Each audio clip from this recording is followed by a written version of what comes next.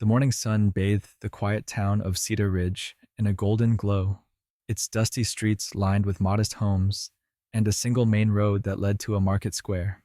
It was the kind of place where everyone knew each other, where life moved slowly, and where the biggest excitement was the weekly farmers market. Jackson Cole, a retired military veteran, had chosen this town for its peace and simplicity. His life now revolved around his 17-year-old daughter, Lily, and the modest home they shared on the edge of town. Jackson had lost his sight in an ambush during his service overseas, but what he had lost in vision, he had gained in heightened awareness. His hearing, touch, and sense of spatial awareness were razor sharp, honed by years of adapting to his condition. He had built his life around routine and consistency, finding solace in the little things, like the sound of Lily's laughter or the soft crunch of gravel underfoot as she returned home from school.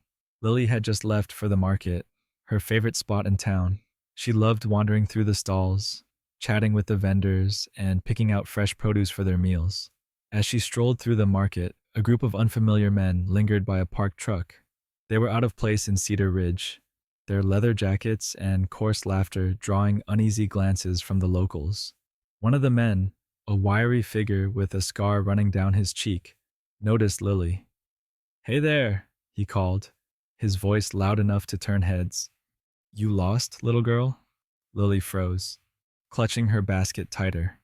"No," she replied, her voice steady but cautious. The man grinned, nudging his companion. "Look at this one. Got some fire in her, huh?" "Leave me alone," Lily said, her heart pounding. She turned and walked quickly toward the exit, her breath catching in her throat. The men didn't follow her, but their laughter echoed in her ears as she hurried home. Jackson was on the porch when Lily returned, her footsteps faster than usual. "You're home early," he said, tilting his head toward her. "Everything all right?" Lily hesitated before answering. "Just some guys at the market. They were being weird." Jackson's jaw tightened. "What did they say?" "Nothing much," Lily replied, brushing it off. "They were just trying to mess with me." Jackson's hands tightened around the arms of his chair. "Next time, you tell me right away." "I'm fine, Dad," Lily said, placing a reassuring hand on his shoulder. "Really?" But Jackson's instincts told him otherwise. That night, the peace of Cedar Ridge was shattered. Jackson sat by the open window, the familiar sounds of the night calming his mind. Crickets chirped, a soft breeze rustled the trees, and somewhere in the distance, a car engine rumbled. But as the engine grew louder, Jackson's senses sharpened. The vehicle stopped in front of their home, and the sound of heavy boots hitting the gravel followed. Lily appeared at the top of the stairs. "Dad?" she whispered, her voice trembling. "Stay there," Jackson ordered, rising to his feet. He felt for his cane, his other hand brushing against the edge of the table for balance. A sharp knock rattled the door. Jackson's heart steadied, his military instincts taking over. "Who's there?" he called out, his voice calm but firm. "Just some friends," came a mocking voice. "We met your daughter earlier. Thought we'd stop by." Jackson's grip on the cane tightened. "You're not welcome here. Leave," the voice laughed. "Or what? You can't even see us." Jackson didn't flinch. "Last warning." The men outside muttered to each other, their tones shifting from amusement to frustration. One of them kicked the door, sending a dull thud through the house. Lily gasped, her hand flying to her mouth. "Dad, what are we gonna do?" Jackson turned his head toward her, his expression calm. "We're going to show them they picked the wrong house." The outlaws, emboldened by the perceived vulnerability of their target, began circling the house, their laughter and taunts growing louder. Jackson moved deliberately, his movements guided by memory and precision. He locked the back door, flipped the switch for the outdoor floodlights, and reached for the phone. "Who are you calling?" Lily asked, her voice shaking. Jackson didn't answer immediately. He dialed a number and waited. When the line connected, he spoke just 2 words. "It's time." The voice on the other end replied simply, "Understood." Lily stared at her father, confusion and fear etched across her face. "Dad, what's happening?" Jackson turned to her, his sightless eyes steady and unyielding. "Trust me, Lily. This isn't my first fight." The night deepened, the silence of Cedar Ridge now replaced with the unsettling sounds of the outlaws prowling around the Cole residence. Their boots crunched on gravel, and their low laughter carried on the wind. Floodlights cast stark shadows of the men on the house's walls, their movements deliberate and menacing. Inside, Jackson Cole moved with practiced precision, his hands gliding over furniture and walls as he ensured the house was secure. His daughter, Lily, watched him from the stairs, her fear growing with every muffled sound from outside. "Dad, what are they going to do?" she whispered. Jackson paused, tilting his head toward her. "Nothing, because they're not getting inside." Outside, the leader of the group, the wiry man with the scar, motioned for his companions to gather near the porch. "This guy thinks he's tough," he sneered. "Blind or not, he's gonna learn who runs this town now." One of the others, a burly man with a tattoo snaking up his neck, chuckled nervously. "What if he calls the cops?" Scar scoffed. "Cops don't come out this far for a couple of punks. Relax. He's blind. What's he gonna do?" They resumed their slow, taunting patrol of the property, unaware of the careful traps Jackson had already begun setting. Inside, Jackson crouched by a cabinet, pulling out a small toolkit. His hands moved deftly, assembling a series of makeshift noise traps, metal cans, fishing line, and bells he'd kept for repairs around the house. He worked quickly, his fingers guided by touch and memory. "Lily," he called softly. "Come here." She hesitated, then approached, her steps tentative. "What are you doing?" Jackson handed her a length of fishing line and pointed toward the back door. "Tie this to the doorknob. Make it tight. If anyone tries to come through, they'll trip it, and we'll hear them." Her hands trembled as she took the line. "You really think this will work?" He placed a hand on her shoulder, his grip steady. "It's not about stopping them completely. It's about slowing them down, giving us time." The outlaws, emboldened by the lack of immediate resistance, began testing the doors and windows. Scar jiggled the front doorknob, smirking. "Locked up tight," he muttered. "Guess the blind guy's got brains after all." Tattoo snorted. "Should we just kick it in?" Scar shook his head. "Not yet. Let's give him a little scare first." He turned to another man, who held a crowbar. "Smash the porch light. Let's put him in the dark." The man swung, the glass shattering with a sharp crash.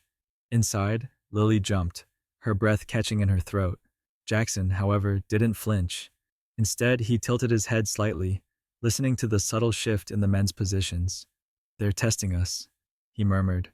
When one of the outlaws moved to the back door, he tripped the fishing line. The makeshift noise trap activated, a cacophony of clattering cans and jingling bells filling the air. The man cursed loudly, stumbling backward. Scar whipped around, glaring. "What the hell was that?" "Something tripped me," the man growled, rubbing his shin. "He's got traps set up." Scar's face twisted with frustration. "All right, enough of this. We're going in." But before they could move, another floodlight switched on, illuminating the backyard. The men froze, startled by the sudden brightness. Inside, Jackson listened carefully, noting the pause in their movements. "They're hesitating," he said, a faint smile tugging at his lips. "Good." The phone on the counter buzzed, and Jackson answered it immediately. "Is it ready?" he asked, his voice low. "Yes," the voice on the other end replied. "ETA is 5 minutes." Jackson nodded. "Make it quick." Lily watched him with wide eyes. "Who are you talking to?" Jackson hung up and turned toward her, his expression calm but firm. "Help is on the way." Outside, Scar and his men regrouped near the porch, their confidence waning. "This guy is playing games with us," one of them muttered. "Maybe we should just bail." Scar glared at him. "We're not leaving. You want to look like cowards?" "No," Tattoo said, his voice shaking slightly. "But what if he's not alone?" Scar laughed. "He's blind and holed up in there with his kid. You think he's got backup? Don't be stupid." But as the sound of approaching engines grew louder, Scar's smirk faltered. Headlights appeared on the horizon, followed by the low rumble of multiple vehicles. "What the?" one of the outlaws muttered. Scar's bravado disappeared entirely as 3 black SUVs pulled up to the property, their doors opening in unison. Men in tactical gear stepped out, their movements precise and deliberate. Inside, Lily's eyes widened as she watched the scene unfold through the window. "Dad? Who are they?" Jackson leaned back in his chair, a faint smile on his face. Old friends. The men outside froze as the leader of the tactical team approached. He carried himself with quiet authority, his voice calm but commanding. Gentlemen, he said, addressing the outlaws, you've overstayed your welcome. Scar took a shaky step back, his confidence completely shattered. Who are you? The man didn't answer. Instead, he gestured toward his team, who began advancing on the outlaws. Leave, now, or we'll make you. Scar hesitated for only a moment before turning and running, his men scrambling to follow. Inside, Lily looked at her father, her voice trembling. You called them? Jackson nodded. Sometimes you need to remind people that just because you can't see doesn't mean you're weak. Lily exhaled, the tension in her body finally releasing. Who are they? People I trust, Jackson said simply. And now, so can you. As the tactical team secured the property, Jackson leaned back in his chair, his sightless eyes focused on nothing and everything. The fight wasn't over, but tonight, he had sent a message loud and clear. No one messed with his family and got away with it. The night had finally settled into a tense calm.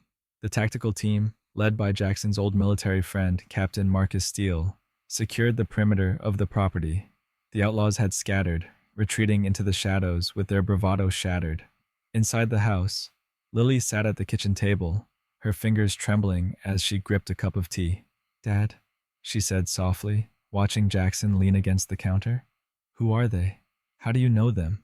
Jackson remained silent for a moment, his head tilted slightly as he listened to the faint murmur of voices outside. Finally, he turned toward her, his expression calm but resolute. They're people I served with. Good men. Men I trust. Marcus entered the house, his presence commanding but relaxed. His tactical gear was dusted with sand, and his sharp eyes scanned the room before landing on Jackson. You all right, Cole? Jackson nodded. We're fine. Thanks for coming. Marcus smirked. Didn't think I'd let you have all the fun, did you? As Marcus briefed his team outside, Jackson guided Lily to the living room, where the curtains were drawn tightly. He could sense her unease, the way her hands gripped her knees tightly, her breath shallow. Lily, he said, his voice soft but steady. You did everything right tonight. You stayed calm. You trusted me. That's what matters. She shook her head. I was scared. What if they come back? What if we're not safe? Jackson knelt in front of her, placing his hands gently on hers. Fear is normal, but fear doesn't control us. We control it. And let me be clear, no one threatens you and gets away with it. Not while I'm here. Outside, Marcus returned to the porch, his expression serious. Cole, we've tracked the vehicles they used. They ditched them about 3 miles out and went on foot. They're not far. Jackson nodded. They'll regroup. Men like that don't quit after one failure. Marcus crossed his arms. What's the play here? You want us to sweep them up tonight? Or you got something else in mind? Jackson's sightless eyes seemed to look through him, his mind working through every possibility. We let them think they have the upper hand. They'll want revenge. When they come back, we'll be ready. Marcus raised an eyebrow. You're baiting them. They made it personal, Jackson replied. Now, we finish it. The next morning, Cedar Ridge woke to whispers of the previous night's events. The tactical team had left before sunrise, leaving no trace of their presence. Jackson, however, had already begun preparing for what he knew was inevitable. He reinforced the house's defenses, adding subtle traps and alarms designed to confuse and disorient. Fishing lines with small bells were strung along the property's edges, while motion-activated lights were repositioned for maximum effect. Jackson's military training was evident in every detail. Each trap was simple but devastatingly effective. Lily helped where she could, her confidence slowly returning as her father explained the purpose of each setup. This isn't just about stopping them, Jackson said. It's about making them think twice before they take another step. Meanwhile, Scar and his remaining crew regrouped in an abandoned warehouse on the outskirts of town. Scar's face was twisted with rage, his scarred cheek twitching as he paced the room. That blind old man made fools of us, he spat. And that team of his? Where the hell did they come from? Tattoo leaned against a crate, nursing a bruised shoulder. He's not just some blind vet, Scar. He's got connections. Maybe we cut our losses. Scar rounded on him, his voice rising. Cut our losses? Are you kidding me? We run this town now. We don't let some cripple and his kid make us look weak. The men exchanged uneasy glances, but Scar's fury silenced any objections. We go back, he said, his voice dropping into a growl. We go back, and we finish this. Tonight. As the sun dipped below the horizon, Jackson and Lily sat together on the porch, the evening air cool and quiet. Lily glanced at her father, her voice hesitant. Do you think they'll come back? They will, Jackson replied, his tone calm. But we're ready. Lily hesitated before asking, what about Marcus? Will he come back too? Jackson smiled faintly. If we need him, he'll be here. But tonight, it's just us. The night fell, and the desert silence was broken only by the faint rustle of wind through the trees. Jackson sat in the living room, his ears attuned to every sound. He could feel the tension in the air, the anticipation building with every passing minute. Then, the first sound came, the faint crunch of footsteps on gravel. Jackson's head tilted slightly, a small smile forming on his lips. They're here. Outside, Scar and his men moved cautiously, their earlier confidence replaced by a wary determination. The house stood dark and silent, its windows shuttered, its porch empty. Scar motioned for his crew to fan out. Watch for traps, he muttered. This time, we don't screw it up. As one of the men approached the side door, he tripped a wire. A loud clatter of cans and bells erupted, breaking the stillness and sending the men into a frenzy. Relax, Scar hissed, though his own hands were trembling. It's just noise. Keep moving. But Jackson was already in position, waiting for them to make their next mistake. The house remained eerily silent as Scar and his men crept closer, their nerves fraying with every step. The earlier traps had shaken their confidence, but Scar refused to back down. His pride wouldn't allow it. Spread out, he hissed, motioning to Tattoo and Briggs, another of his men.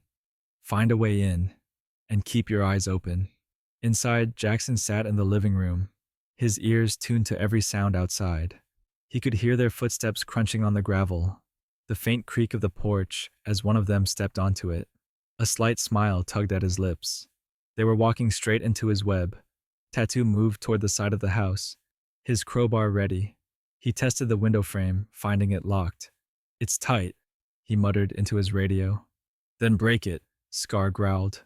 We're not here to play games. Tattoo swung the crowbar, shattering the glass.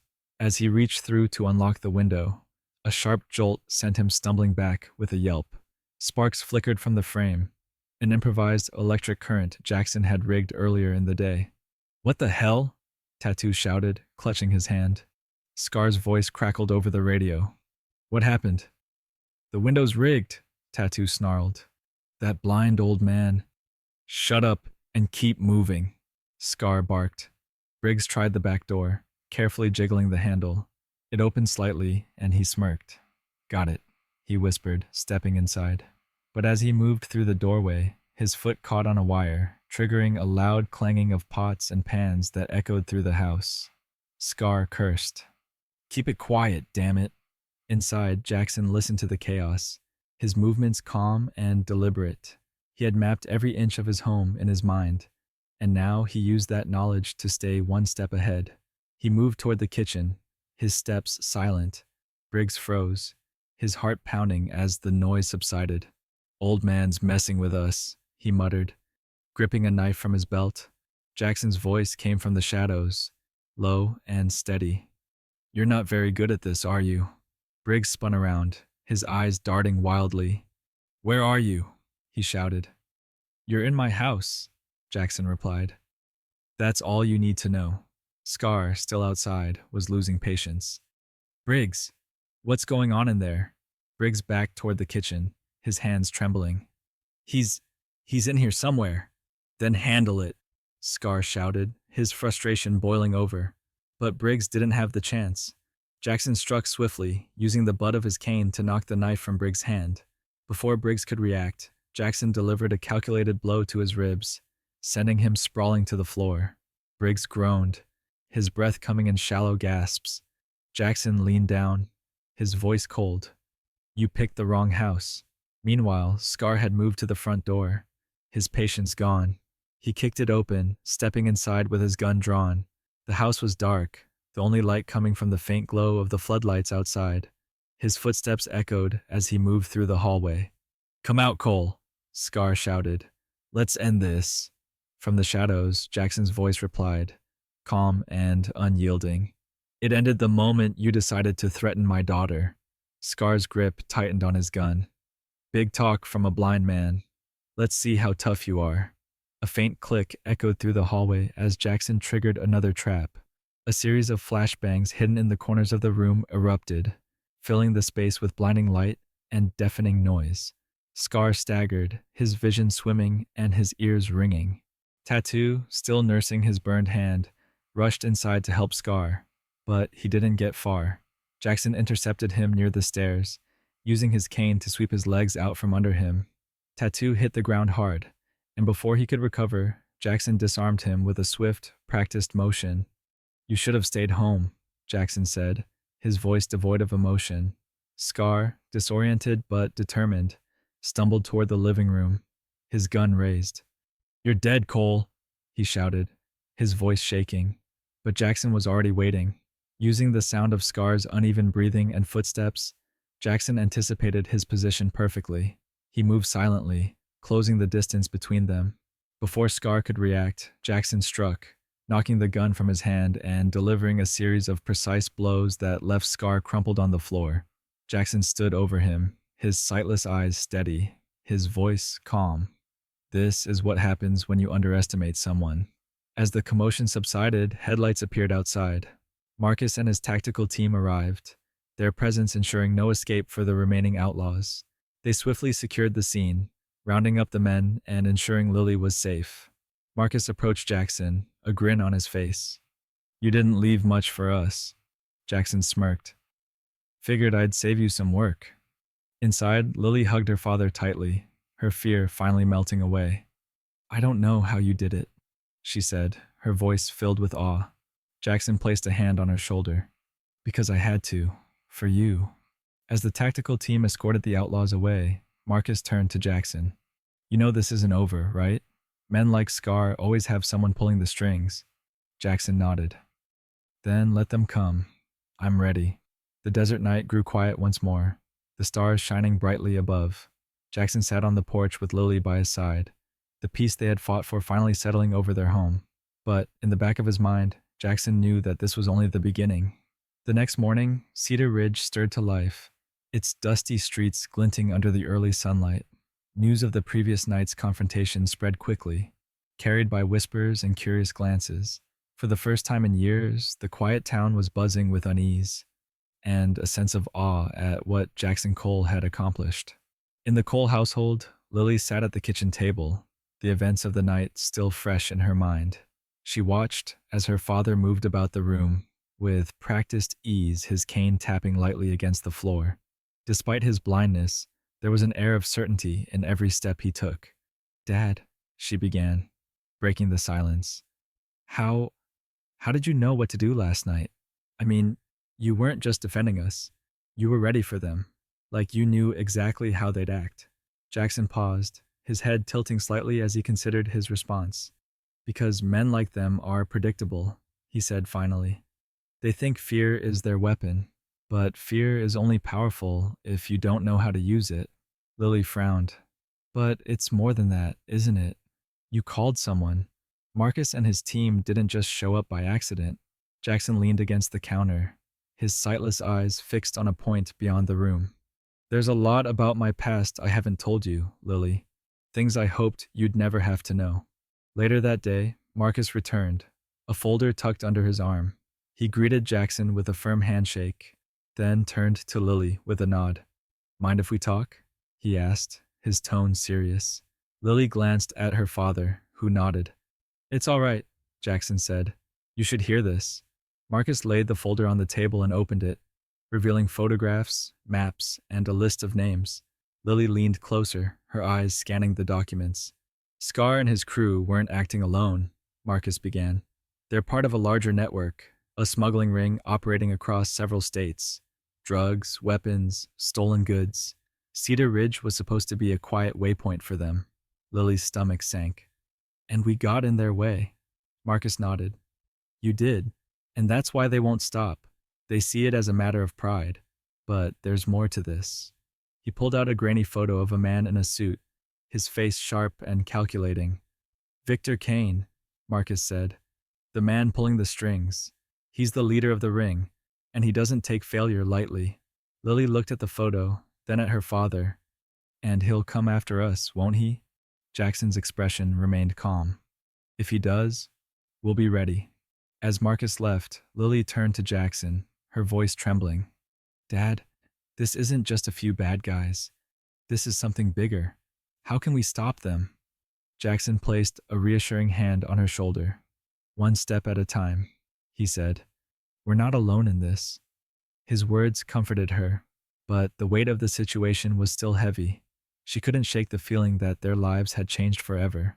That evening, as the sun dipped below the horizon, Jackson sat on the porch, a faint breeze rustling the trees. Lily joined him, her hands wrapped around a mug of tea. They sat in silence for a while, the peace of the moment a stark contrast to the chaos of the night before. Dad, Lily said eventually, her voice quiet. When you were in the army, did you do things like this? Jackson tilted his head slightly, a small smile tugging at his lips. Not exactly like this, but close enough. She hesitated, then asked, Marcus, he's not just your friend, is he? No, Jackson admitted. He was part of my unit. We worked together on missions that required a certain level of discretion. Lily's eyes widened. You mean like secret missions? Jackson chuckled softly. Something like that. The revelation left her in awe. She had always known her father was strong, but now she saw him in a new light. Not just as her protector, but as someone who had faced unimaginable challenges and come out stronger. As the night deepened, Jackson's phone buzzed. He answered it quickly, his voice low. Go ahead. Marcus's voice came through, steady and measured. We've got intel. Kane knows about last night. He's not happy. Jackson's jaw tightened. Is he sending more men? Not yet, Marcus replied. But he's watching. He's calculating his next move. Jackson nodded. Let me know as soon as you hear more. As he hung up, Lily looked at him, her concern evident. What did Marcus say? Jackson placed the phone on the table, his expression calm but resolute. Kane knows. He'll come eventually. But we're not waiting for him. Jackson spent the rest of the night preparing. He reviewed the information Marcus had left, memorizing every detail. His military training kicked in, his mind analyzing every possible scenario. He wasn't just defending his home anymore. He was planning for the next battle. Lily watched him work, a mix of fear and admiration in her eyes. Despite the danger, she felt a growing sense of confidence in her father's ability to protect them. He wasn't just a blind veteran. He was a force to be reckoned with. As the first hints of dawn appeared on the horizon, Jackson sat back, his preparations complete. We'll be ready, he said softly, more to himself than anyone else. Lily placed a hand on his arm, her voice steady. I believe you, Dad. The desert stretched out before them, quiet and vast. But Jackson knew that peace wouldn't last. The fight was coming, and this time he would make sure it ended for good. The desert night was still, the stars scattered across a dark canvas. Inside the Cole household, a quiet tension simmered. Jackson sat in his living room, his cane resting against his chair, his sightless eyes calm but focused. Lily, seated nearby, watched her father with a mixture of awe and fear. The sense of impending danger hung in the air like a storm cloud. Dad, she said softly, breaking the silence. How will we know when they're coming? Jackson tilted his head slightly, his heightened senses scanning the faint sounds of the night.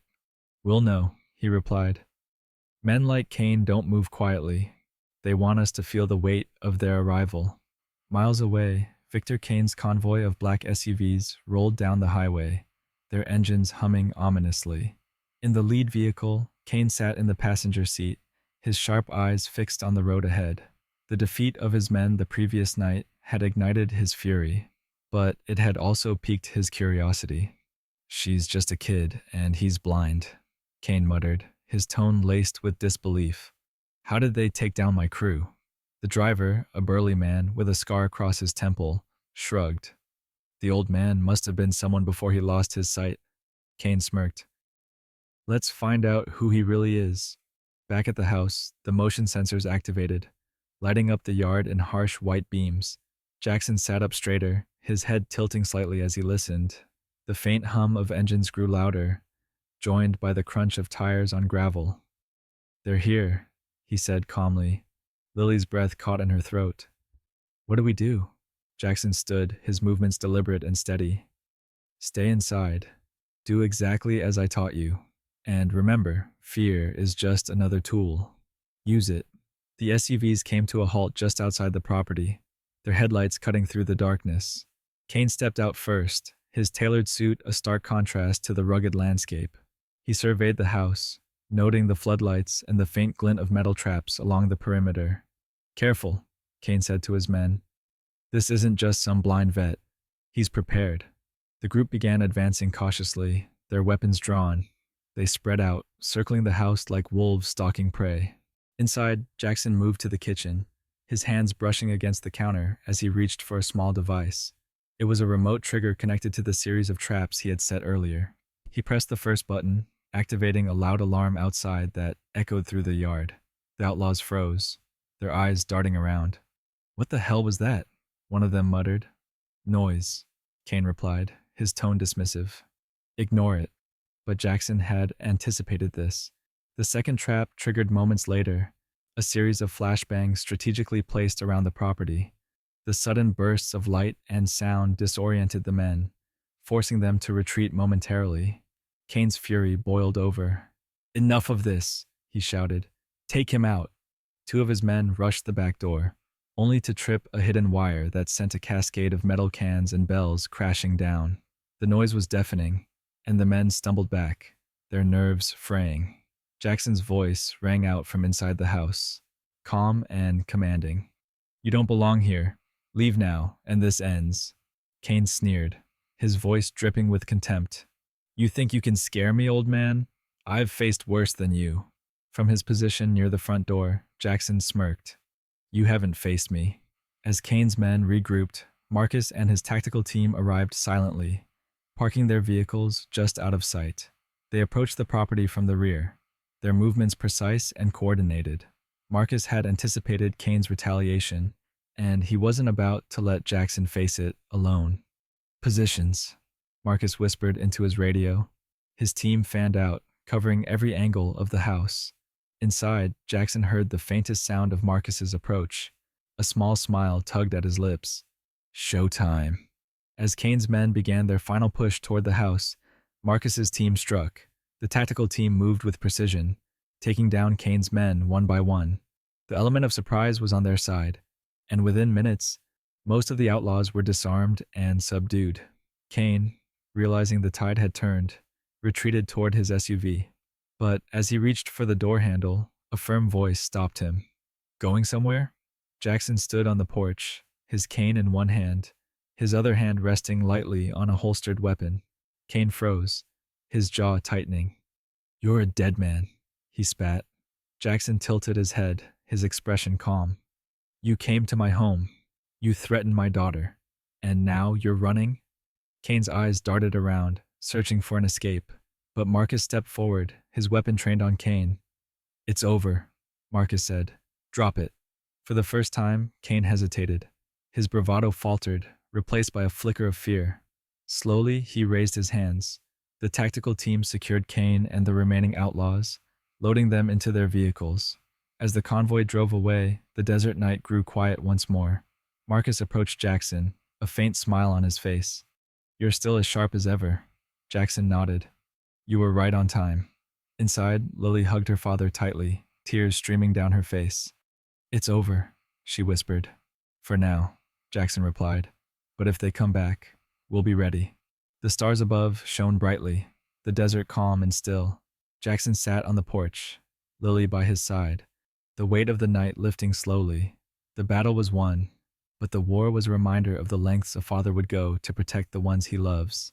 The morning sun rose over Cedar Ridge, painting the desert landscape in soft shades of gold and pink. The events of the night had left an eerie calm in their wake, but inside the Cole household, the tension was slowly dissipating. For the first time in days, Lily Cole allowed herself to breathe deeply, the weight of fear lifting ever so slightly. Jackson, sitting on the porch, sipped his coffee as if nothing had happened. His face was calm, but his mind was sharp, reviewing every detail of the confrontation. He could hear Lily's soft footsteps behind him as she approached. "Dad," she said hesitantly, sitting beside him. Are we really safe now?" Jackson set his mug down, turning his head slightly toward her. "Safe is never guaranteed, Lily. But for now, they're gone. That's what matters." A few hours later, Marcus returned with a report. His tactical team had ensured Kane and his remaining men were transported to a secure facility, where they were being processed for a litany of charges. Marcus handed Jackson a folder containing the details. "Kane's not getting out of this one," Marcus said confidently. "The evidence we've gathered will stick." Jackson nodded, flipping through the papers. "And his network?" "Fragmented," Marcus replied. "With Kane out of the picture, it'll take time for anyone to regroup. They'll be scrambling." Lily, listening from the doorway, crossed her arms. "So, we're free?" Marcus smiled faintly. "For now. But you'll need to stay vigilant. Men like Kane have a way of inspiring others to carry on their work." Throughout the day, neighbors stopped by to check on the Coles. Ruby from the diner brought a tray of sandwiches, her warm smile a welcome contrast to the tension of the past few days. "You've done this town a service, Jackson," she said, placing the tray on the table. "Those men had no business being here." Jackson gave a small nod. "Just protecting what's mine." Ruby's expression softened. "Well, you've got the whole town behind you now. If you need anything, you just say the word." Lily watched the exchange, her heart swelling with pride. Her father wasn't just a protector. He was a quiet force, someone who inspired loyalty and respect without demanding it. As the afternoon wore on, Jackson worked with Marcus to dismantle the traps and defenses around the house. Lily helped, carefully gathering the makeshift noise alarms and fishing lines. The work was methodical, almost therapeutic, a way to reclaim the peace that had been disrupted. "You were amazing last night," Lily said as she coiled a length of wire. "I mean, the way you handled everything. I didn't even know you could do all that." Jackson chuckled softly. "You'd be surprised what you're capable of when you have to be." Lily hesitated, then asked, "Do you ever miss it? The military, I mean?" Jackson paused, his hands stilling for a moment. "Sometimes," he admitted. "But not for the reasons you'd think. I don't miss the danger or the chaos. I miss the sense of purpose." He turned toward her, his sightless eyes steady. "But I found a new purpose. Right here." Lily smiled, her heart full. "I'm glad you did." That evening, as the sun dipped below the horizon, Jackson and Lily sat together on the porch, the desert wind cool and soothing. The distant sounds of the town settling in for the night brought a sense of normalcy that felt almost foreign after the chaos of the past few days. "Marcus thinks they won't come back," Lily said, her voice quiet. "Maybe not," Jackson replied. "But if they do, we'll be ready." Lily looked at her father, her admiration for him growing with every passing moment. "How do you stay so calm, even when everything's falling apart?" Jackson smiled faintly. "Because falling apart doesn't solve anything. Staying calm lets you think. And when you can think, you can win." The stars began to emerge, their light casting a soft glow over the desert. Lily leaned her head on her father's shoulder, the fear and uncertainty of the past days finally melting away. For the first time in what felt like forever, she felt truly safe. And as the night deepened, Jackson allowed himself a rare moment of quiet reflection. He had fought battles in war zones and faced dangers most people couldn't imagine, but nothing compared to the fight for family. For Lily, he would face anything and win. The desert stretched out before them, vast and unchanging, and for now, at least, the Coles had reclaimed their peace. The days after Victor Kane's arrest brought a strange new rhythm to Cedar Ridge. The town, once defined by its quiet simplicity, was now buzzing with stories of the blind veteran who had outwitted a dangerous criminal network. Neighbors stopped Jackson and Lily in the street to offer words of admiration and thanks. their respect for the Coles growing with each retelling of the events. For Jackson, the attention was unnecessary. He hadn't fought for recognition. He had fought for his daughter and the peace they had built together. But he couldn't deny the satisfaction of knowing their fight had made the town safer. One morning, as Jackson sat on the porch with his coffee, Marcus arrived with an envelope in hand. He handed it to Jackson, a faint smile tugging at his lips. "What's this?" Jackson asked, his fingers brushing over the paper. "Closure," Marcus replied. "Officially, Kane's network is in shambles. The intel we gathered and the arrests we made have put the key players out of commission. He won't be bothering anyone again." Jackson nodded, a small but genuine smile forming. "Good." Lily joined them, sitting on the steps with a cup of tea. "So it's really over?" she asked, her voice carrying a mix of relief and disbelief. "For now," Marcus said. "But your dad made it clear to them. This town isn't a place for troublemakers." Lily glanced at her father, her admiration shining in her eyes. "He's good at that." Later that day, Jackson and Lily worked together in the garden, the simple task grounding them after the chaos of recent events. Lily paused, wiping her hands on her jeans as she turned to her father. "Dad," she began, "everything you did, I never knew you were capable of so much. It's like I'm seeing a whole new side of you." Jackson smiled faintly, kneeling beside her as he felt the soil between his fingers. "There's a lot about me you don't know, Lily, and maybe that's my fault. I wanted to protect you from my past, but I'm learning that sometimes the best way to protect you is to share the lessons I've learned." Lily's expression softened. "I'm glad you did, because now I know we can handle anything, together." The town of Cedar Ridge slowly returned to its usual rhythm, but the events of the past week left a lasting impression. Ruby from the diner hung a photo of Jackson and Lily on the wall, captioned with the words, "Cedar Ridge's Guardians." The Coles home, once a target, became a symbol of resilience for the community. Neighbors began asking Jackson for advice on security, and even Sheriff Tully admitted that Jackson's strategies had inspired new protocols for the department. One evening, as the sun set over the desert, Lily joined her father on the porch, the soft glow of the horizon painting the landscape in warm hues. She leaned her head against his shoulder, her voice quiet. "You think they'll ever come back?" Jackson didn't hesitate. "Maybe, but if they do, we'll be ready." Lily smiled, her heart full. "We make a good team." Jackson chuckled softly. "The best." As the stars began to dot the night sky, Jackson allowed himself a moment of reflection. His life had been marked by battles, on foreign soil, in his own mind, and now in his quiet home. But through it all, he had found purpose in protecting what mattered most. Cedar Ridge had given him a second chance, a place to build a life with Lily. And though the fight had been hard, it had reminded him of a truth he had carried all his life. Resilience wasn't just about surviving. It was about thriving in the face of adversity. The desert wind whispered through the trees, carrying with it a sense of peace. Jackson sat back, a content smile on his face, knowing that, for now, the battle was won. If this story inspired you, remember that resilience and courage can overcome any challenge. Jackson's journey reminds us of the strength found in family and the power of standing up for what's right. Don't forget to subscribe to our channel, like this video, and activate the notifications bell so you never miss another powerful story like this one. Share it with someone who could use a reminder of their own inner strength.